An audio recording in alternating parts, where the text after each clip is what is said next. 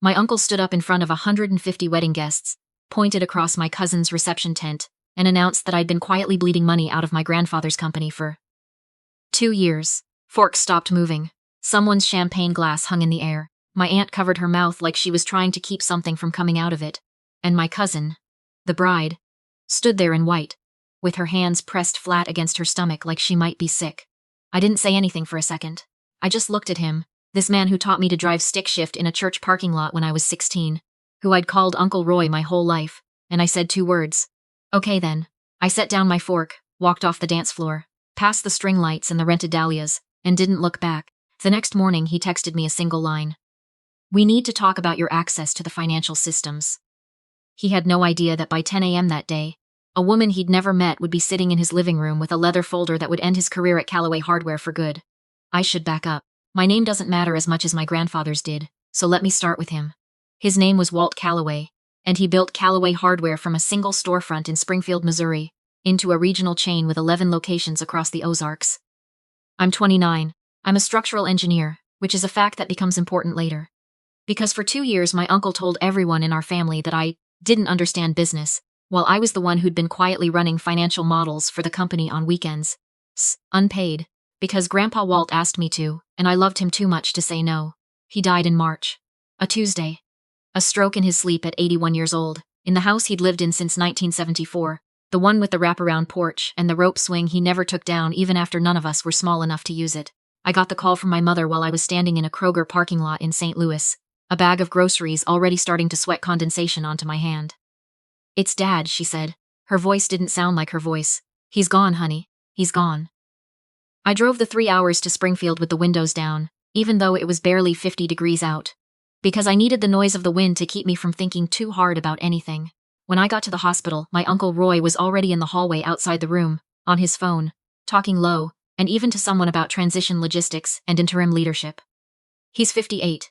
My mother's older brother, the kind of man who wears a quarter-zip sweater to a hospital at 6 in the morning, because he genuinely believes appearances are a form of respect. He hung up when he saw me, didn't hug me, just nodded once like I was a colleague, arriving late to a meeting. My cousin Bree, his daughter, was beside him. 26, the bride-to-be, already wearing her engagement ring like a small flashlight she kept catching the light with. She had her arm looped through her dad's, and I remember standing at the end of that hallway, holding a paper cup of vending machine coffee I never once drank, just needing something to hold. The last real conversation I had with my grandfather was 3 weeks before he died. We were on his back porch, him in the wicker rocker that creaked on the left side, me on the porch step below him, and he reached down and gripped my hand harder than I expected from a man his age. I've taken care of things, he said, quiet, the way he talked when he didn't want the house to hear him. You trust me, don't you, sweetheart? I said of course I did. I didn't understand what he meant. Not yet. The funeral was at First Christian Church on Glenstone, the same church where my parents got married, where Grandpa Walt had ushered for 40 years. White lilies everywhere, the kind of cold spring light coming through the windows that makes everything look like a photograph already. My uncle gave the eulogy. He talked for almost 15 minutes about legacy, about the Callaway name, about how the business would carry forward through strong hands. He mentioned Bree's name 3 times. He mentioned my mother's name once. He never said mine. Not once, in 15 minutes, standing at a podium 6 feet from where I sat in the second pew. Afterward, in the receiving line, a woman I didn't recognize found me near the side door. Maybe 60, gray hair cut sharp at her jaw, navy suit, the kind of handshake that tells you everything about a person before they say a word. Your grandfather spoke about you constantly, she said, low enough that only I could hear it. I'll be in touch. And then she was gone, swallowed back into the crowd of black coats, before I could even ask her name. I found out later her name was Diane Ferris, and she was holding the one piece of paper that was going to undo my uncle's entire plan. That evening, about 20 of us gathered at the house on Cherry Street. The one with the porch and the rope swing, the one Grandpa Walt bought with money he'd saved. Working double shifts at a hardware counter. For 6 years before he ever opened his own store, my uncle sat at the head of the dining table like he'd been rehearsing it. He raised his glass. Dad left the business in my hands to steward, he said, looking around the table at all of us like he was taking attendance. I'm going to make sure everything goes where it's needed most, to the people positioned to actually carry it forward. His eyes landed on me and stayed there a beat too long. That means you don't need to worry about any of this. You've got your engineering thing going. We're proud of you for that. A small laugh moved around the table. My mother stared at her plate. She didn't look up. I went upstairs that night to the bedroom, that used to be mine when I'd stay over as a kid. The one with the faded glow-in-the-dark stars, still stuck to the ceiling from when I was 11. Out of old habit, I opened the nightstand drawer, and there was an envelope inside that hadn't been there before. Cream paper. My name on the front in my grandfather's handwriting, shakier than I remembered it, but pressed hard, like he wanted the words to last. Inside was a letter, and a partial photocopy of something that said irrevocable trust agreement across the top. Walter J. Calloway typed below it. Halfway down the page, highlighted in yellow. Beneficiary. My name underneath it. My hands weren't steady when I read the letter. If you're reading this, I'm gone, and Roy is already doing exactly what I always knew he would. I'm sorry I couldn't stop him while I was alive to watch it happen. Men like your uncle only listen to paperwork, not people. The original is with my attorney, Diane Ferris. Her office is downtown on Walnut Street. What I've left you here is partial. Not enough to prove anything on its own, but enough for you to know I'm telling the truth. Don't show this to anyone. Not Roy, not Bree, not even your mother yet. Wait for the right moment. Diane will know what to do. You were always the one who saw the whole structure of things. Sweetheart, the load-bearing parts nobody else noticed. You were worth more than this family ever let you believe. All my love. Always, Grandpa. I sat in the dark a long time holding that letter against my chest. 3 weeks later I got an email forwarded to me by accident. It was from Bree, meant for someone else, subject line reading Beneficiary Amendment, Draft. I opened it and found a thread, 7 messages deep, between her and my uncle. He'd had a lawyer draft a petition to the probate court, requesting a change to the trust's named beneficiary, citing what they called financial instability and questionable judgment on my part. They'd cited my student loans from grad school, my apartment lease instead of a mortgage, my inconsistent career trajectory, which was rich, considering I had a stamped engineering license and they ran a hardware store. But the line that made my vision actually go white wasn't any of the legal language. It was something Bree had typed at the very bottom, casual as a grocery list. She won't fight it, Dad. She never does. That's the whole point. I screenshotted every message, backed it up twice, once to my email and once to a drive I kept in a locked box in my closet. Then I called my mother and told her I'd be coming to the wedding. I wasn't going to make peace. I was going to be there. The next morning I called Diane Ferris's office. The receptionist put me on hold for maybe 15 seconds. Then, Ms. Calloway, Ms. Ferris has been expecting your call. 2 days later I was sitting across from her in a glass-walled office, on the 8th floor of a building downtown, the gray edge of the Springfield skyline behind her. Your grandfather hired me 11 years ago, she said. About 6 years ago he came back and asked me to set up an irrevocable trust naming you the sole beneficiary. He told me, and I'm quoting him exactly, Roy's going to try to undo it, make sure he can't. She slid a folder across the desk. Inside was the original trust. $410,000, held at a regional bank, notarized, his signature steady in blue ink. Irrevocable means your uncle, as trustee, cannot alter the named beneficiary without your written consent or a court ruling of mental incapacity at the time of signing, Diane said. Your grandfather had his physician run a full cognitive evaluation the same week he signed. He scored in the 92nd percentile for his age group. The results are on file with the court already, just in case. I exhaled for what felt like the first time in a month. There's more, Diane said, opening a second folder. Your uncle filed a petition with the probate court 5 weeks ago. In it, he stated he was unable to locate the trust's beneficiary. She looked at me steadily. You had dinner at his house 2 weeks before he filed that. I showed her the email thread. She read it without a single change of expression, then looked up at me. This is fraud on the court, combined with breach of fiduciary duty. If you want to pursue this, you have more than enough to do it. I want to pursue it, I said. She nodded slowly. There's one more thing. Your grandfather also left you his stake in the company directly. 40%. Not the trust, the actual shares. I went still in my chair. He spent years protecting this, Diane said. The only question now is when you want to use it. My cousin's wedding, I said. He's hosting the whole family. 150 people. She studied me for a long moment, then gave one slow, certain nod. The week before the wedding, I drove down through southern Missouri with one garment bag and a manila folder full of notarized copies, the originals staying locked with Diane. The reception was at a venue out past Nixa, a renovated barn with string lights threaded through the rafters and a view of soybean fields turning gold in the evening light. From the outside, it looked like the picture of a family that had everything figured out. My mother hugged me 3 seconds too long at the welcome dinner the night before. My uncle barely acknowledged me.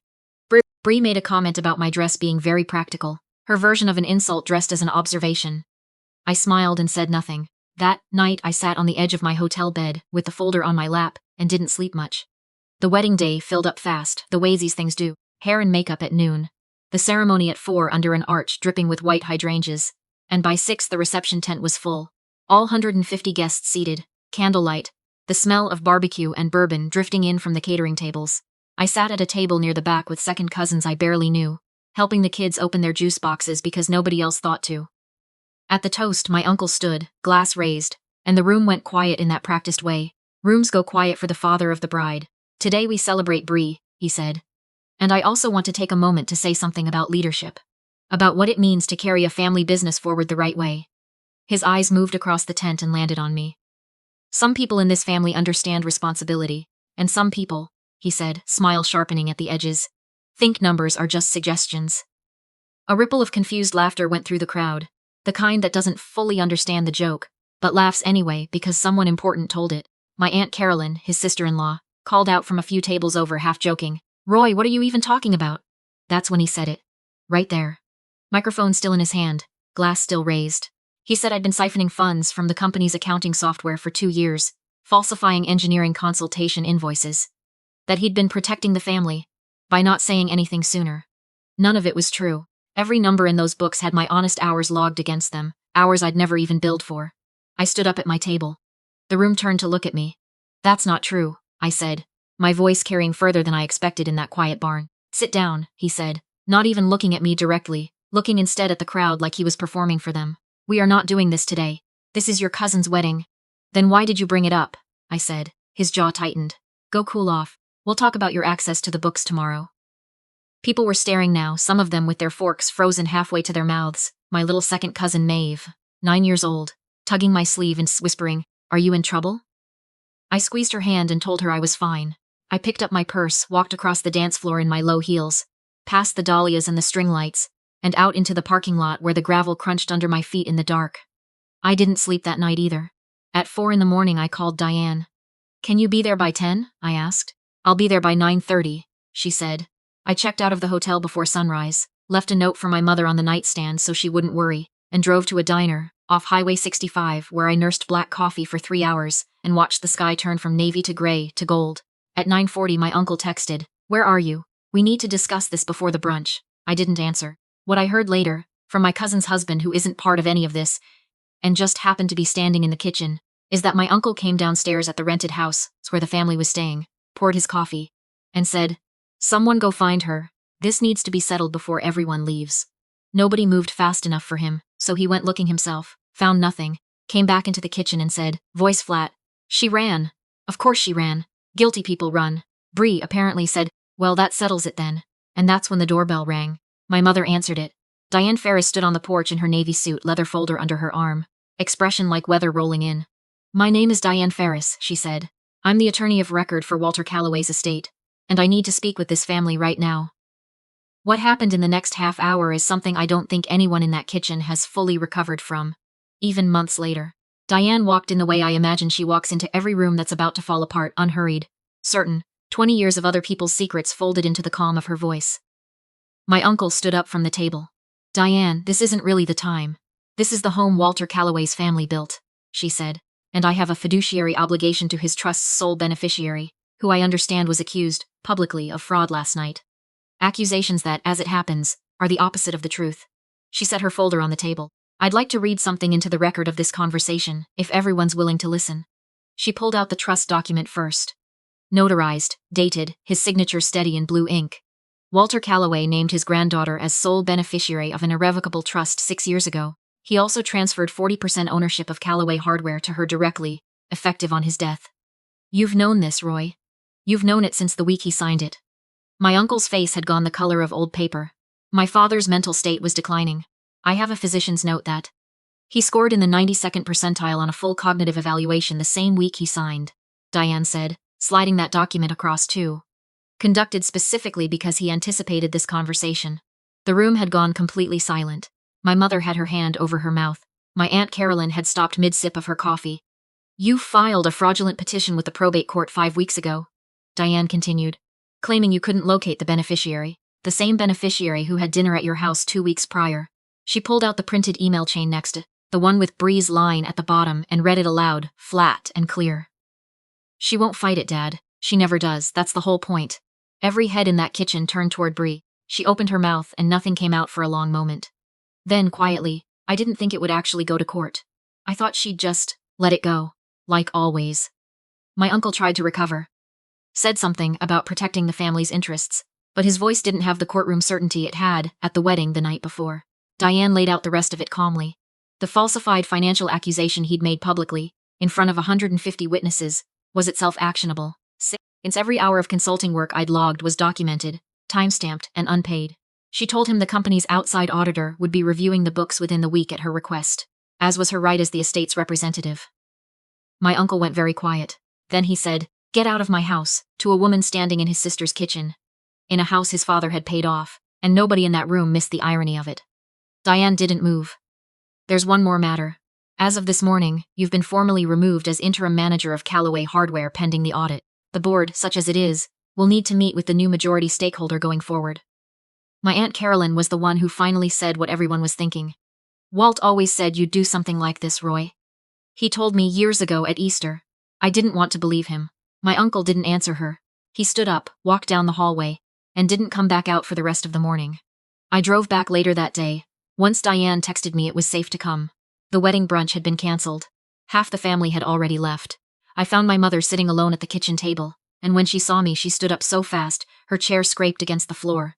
And she just held on to me for a long time without saying anything. The audit took 6 weeks. It found exactly what we expected, which was nothing on my end, and quite a lot on his. 3 years of expense reports padded with vague consulting fees that traced back to accounts he controlled. He resigned from his role at the company before the board could formally remove him, which Diane said was the smartest decision he'd made through the entire process. Bree's engagement, somewhat unrelated but worth mentioning, fell apart 2 months later, though I genuinely take no satisfaction in that part. I became majority stakeholder of Callaway Hardware that summer.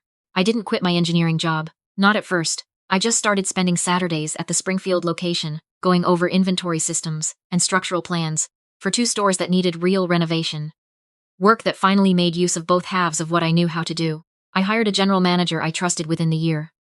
I kept Grandpa Walt's name on the building, in his handwriting, because that's how he'd always had it. A month after everything settled, I drove out to the cabin on Table Rock Lake that I found out, almost as an afterthought from Diane, he'd also left to me outright. A little place with a tin roof and a dock that needed new boards, where he used to take me every summer as a kid to fish for crappie and tell me I was built like a load-bearing wall, steady where it counts. Inside, in a drawer by the bed, I found a shoebox of old photographs and another letter, shorter than the first one. "If you're reading this here, it means you finally did the thing I always knew you could do.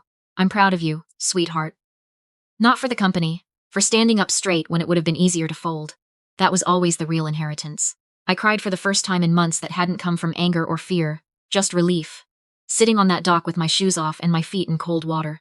That fall, I sent an email to my whole family, short, not angry, just clear, saying I'd be at Thanksgiving, that I loved them, and that going forward I'd only be showing up to spaces where I was treated like an adult. My mother wrote back within the hour saying she should have said something sooner, years sooner, and that she was standing beside me now, for good.